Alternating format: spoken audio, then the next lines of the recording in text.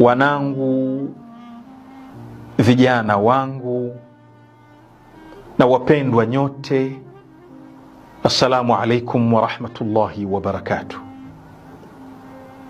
Usika bunai biikhraji dunya an qalbik, na kuhusia mwanangu akupe umri mrefu, akuondoshee hasad, akuondoshee mabalaa, na kuhusia kuitoa dunia kwenye moyo wako, na kuhusia mwanangu kwenye moyo wako watawale Mwenyezi Mungu Subhanahu wa Ta'ala. Dunia ije namba 2 baada ya akhira. Kwa nini? Kwa sababu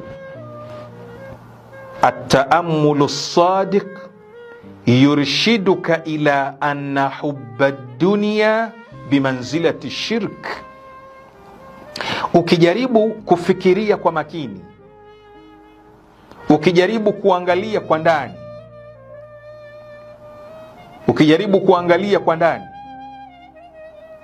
kupenda dunia ni kama vile kumshirikisha Mungu. Kupo daraja la kumshirikisha Mungu. Kwa nini? Lianna hubbaha yakshifu an adami lyaqini bil akhirah, kwa sababu kuipenda dunia kuna kuonyesha kwamba huna yaqini na akhira. Kuipenda dunia moja kwa moja, kuto kujali akhira na kuishughulikia akhira, ni kwamba huna imani nayo.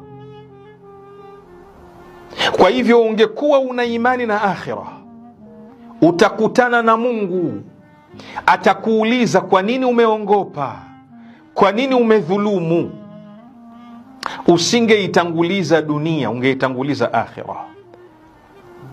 Wa adami litmiinan bima warada fil kitabi wa sunna.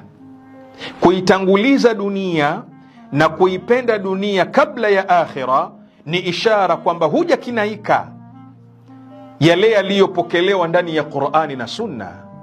Wa illa lam yakun yu'qal hubbuha ba'da ma warada min mudaddatiha lil akhirah. Wa illa, kama si shirki, kama kuipenda dunia ni aina fulani ya kumshirikisha Mungu, haya yote yaliyopokelewa ndani ya kitabu